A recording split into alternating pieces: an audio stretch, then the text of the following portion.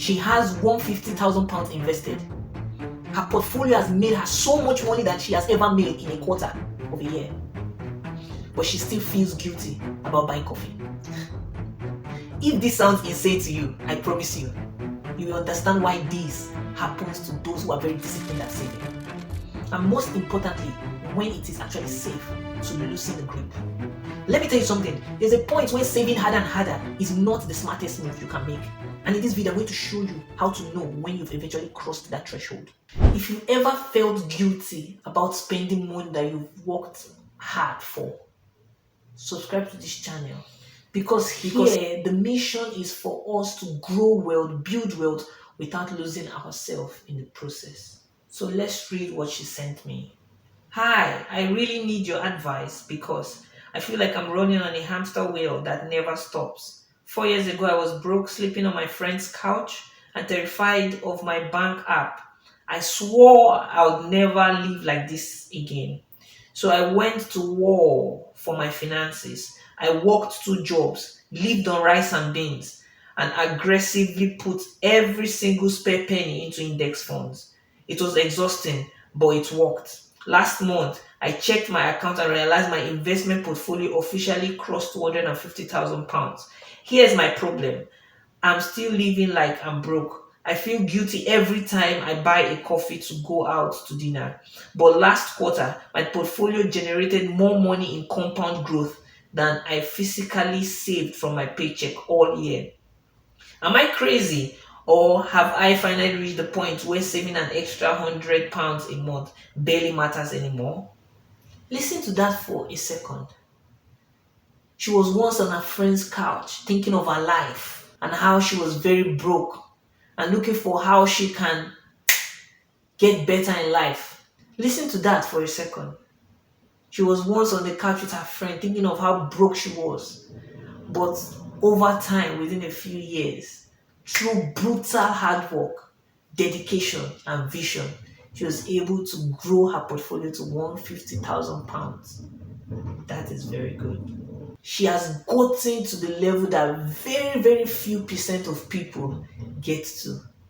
Now she's kind of at a level where her wealth status is gradually outpacing her mindset status. Listen, her problem is not even the money now. Her investment is doing what it's actually supposed to do. It's normal. The actual issue is her mindset. She has not been able to rewire her mindset to start living a wealthier life day by day, gradually. She's still in the rice and beans mindset. You can't be in the rice and beans mindset forever. It's good to start from somewhere. Do you understand?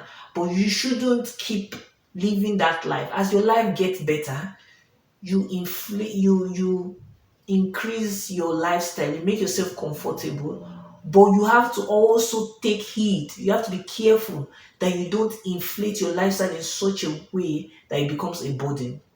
Do you understand? So if you are earning more, you should gradually be spending more. But when you have not rewired your mindset and you are still living exactly the way you were living, and mind you, if the way you were living was a way of too much sacrifice, there's a limit to everything. Because in the end, you might just break down. Do you get? So that is why it's important. As your hard work is paying off, you start spending more on things that shouldn't make you work as hard as you used to work in the initial stages. Do you understand? So let's run the numbers. Let's text her. Let's find out if what she said is really applicable. So she has about £150,000 invested currently in her investment portfolio. Now S&P 500 it yields about 10% yearly. So that means she's able to get about £15,000 per year. How many of you out there are able to save that? Not many. In a year, not so many people. Not so many. When we are looking at the general public, not so many people are able to save £15,000 per year. But now she has reached a level where this can be produced on average, year in, year out, on average. Yeah, some years might be up, some years might be down. Do you understand? But when you average everything out, for now, it's going to be around £15,000. Now, the thing is, it will keep increasing. That's the compounding effect. So now, the £15,000, we're not comparing it to her salary. Her salary is more than that. But we're comparing it to the savings. She's saying she has been able to save just about £100 per month. Meanwhile, this investment is bringing in about more than £1,000 per month. So she's asking herself, is this worth it? Yeah, that's a question for everyone out there. Is this worth it? So one thing is, why is she asking herself, is this worth it? Because she knows she has really sacrificed a lot. There's been a lot of hard work, a lot of sacrifices, a lot of dedication. But in this moment, it's not the time to just totally relax. What I would advise is, at this time, you can now cut down your savings a little bit, because now the compounding can now do more work. The compounding effect of the investment will do the heavy lifting. So now all the things you sacrificed, you can now like allocate. So not that you stop saving. Please, saving is always important. But now you can now reduce. But now you can now reduce some of your savings and use it to enjoy your life. You've done a lot of sacrifice. £150,000 in 4 years is not an easy feat for the general public to achieve. Do you understand? So you can allocate a little bit. So it could be 20% or 30% of your earnings, or of the amount you're supposed to save. You now start spending it on yourself. Enjoy yourself. Take yourself out. You can go out, buy a dinner. You can go out to the restaurant, eat something. You can go out to have fun, play. Of course, have a budget. Do you understand?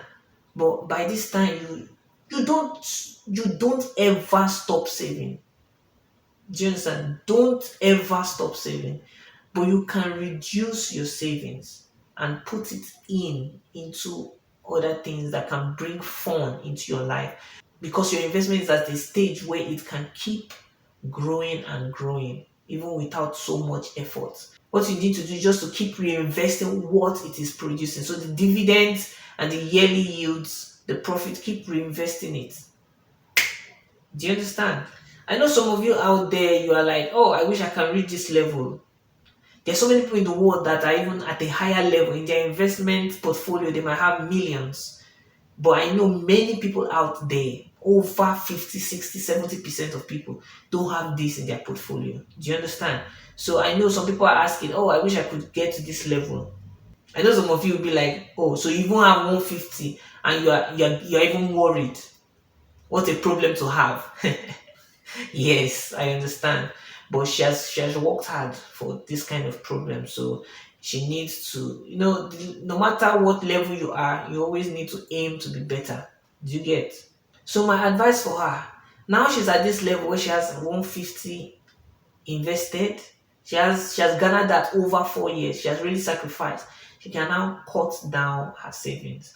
Now, for people out there, it doesn't mean if you are investing any amount you're investing, you should just cut down. I want to believe this person is not in debt and has already built emergency funds. So, first things first, you've invested this much. Do you have your emergency funds?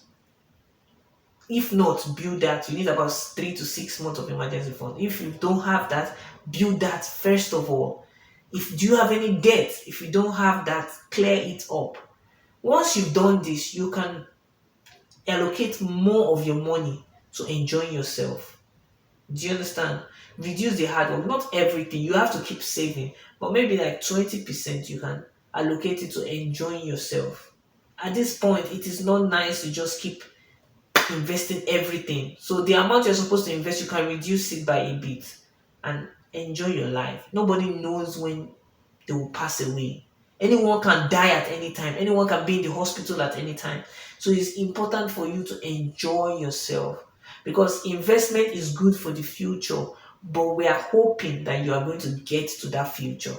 So generally, everyone, if you've reached this level of investment, you can cut down your savings, your investment money, your savings money. Provided you've cleared debt, you have your emergency funds, and you have some money for like things you want to do within 5 years. That's totally fine. Another thing that you would need to do is you need to rewire your mindset.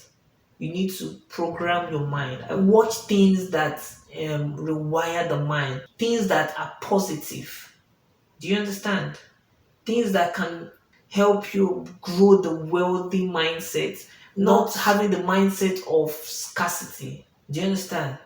So you need to rewire your mindset. Listen to people, maybe like Tony Robbins and other people that can help you grow your wealthy mindset and ensure you have your guilt-free expenses. That means allocate your monthly money that will go to good first, things that you can spend money on that you know that you're not going to feel guilty that, oh, I'm overspending. So you need to reprogram your mind, read more, listen to positive minded people, people who are wealthy and have the wealthy mindset. You need to listen to those kind of people, read their books so that it can help you rewire your mind.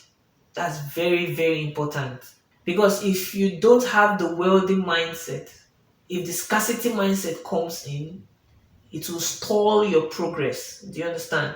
And that is very risky. If it stalls your progress, you will not have that fulfillment, because having progress in life is very fulfilling. It brings a lot of happiness, progress. So, but if you don't have that wealthy mindset, you stall progress, there's a risk of going back down. So that's why it's important that as your money is increasing, your wealth mindset is also increasing. If this hits close to home, if you've ever built something real but you still feel like you are back to square one, I want you to do something for me today. Sit down, go online, look at your investment portfolio and compare it to what you are saving at this moment, at this period. What are you saving monthly? These numbers may actually tell you something about where you actually stand in terms of your net worth. And this might actually spoil you. It might give you that motivation to do better for your life. If this video has really helped you, share it with someone, share it with a loved one, and feel free to subscribe as we break down different financial issues week in, week out. And feel free to drop a comment letting me know what number, what income level, what investment portfolio level would you feel guilt free to enjoy yourself at the level you want to enjoy yourself. I will do my best to read every single comment. I'll see you next week.